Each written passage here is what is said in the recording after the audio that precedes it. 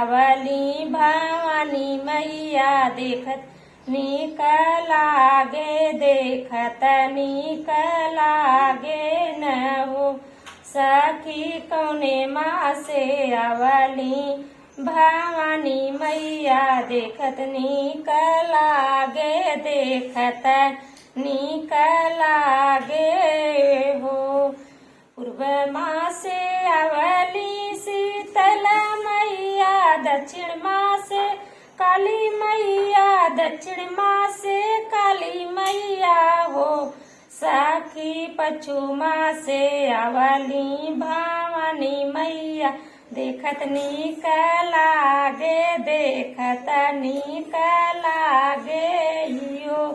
सखी पश्चिम माँ से आवली भवानी मैया देखत नीक लागे देखत नीक लागे हो। कौने माँ से आवली दू शीतल मैया कौने माँ से काली मैया कौने माँ है काली मैया हो। सखी कौने माँ से आवली भवानी मैया देखत नीक लागे देखत नीक लागे हो।